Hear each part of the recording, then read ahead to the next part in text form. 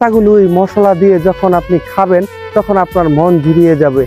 পান সুপারি আমাদের অনেকেরই দরকারি। পান অনেকেরই যেন জান প্রাণ। সেই প্রাণ উৎপাদিত হয় এবং কিভাবে চাষ করা হয় তার কয়েকটি ভরের ভিতর জানাবো এর কিছু খবর। আমি এখন অবস্থান করছি গাজীপুর জেলার কাপাসিয়া উপজেলার টুক ইউনিয়নের পাচুয়া গ্রামে। যে পাচুয়ার গ্রামের মানুষের মূল্যবান পেশাই হচ্ছে কৃষির উপর নির্ভরশীল তাদের এই জীবনযাপন।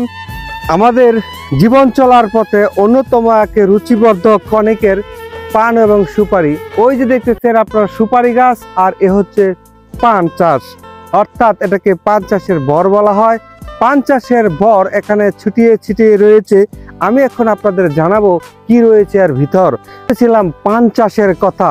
পান চাষ এরকম একটি চাষ যেখানে উঁচু জমিতে করতে হয়। পানি আসলে গাছগুলো মরে যায়। আর এই অঞ্চলের অর্থকারী ফসল হচ্ছে পান চাষ। আমাদের অঞ্চলে অর্থকারী ফসল হচ্ছে পাট চাষ, কিন্তু এই অঞ্চলে পাট চাষ তেমন হয় না। ধান চাষ এবং পান চাষ হয়।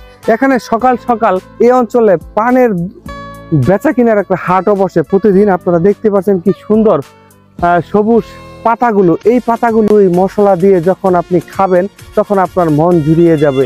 এই পানি কয়েক ধরনের দাম বিক্রি করা হয় এবং কয়েক জাতের মশলা দিয়ে সেটা খাওয়া হয়।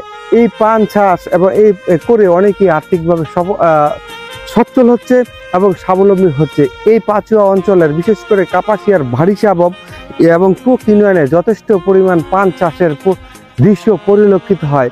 শামীম ওসমান ব্যাপারী, পানের চাষের বর থেকে সবাইকে ধন্যবাদ।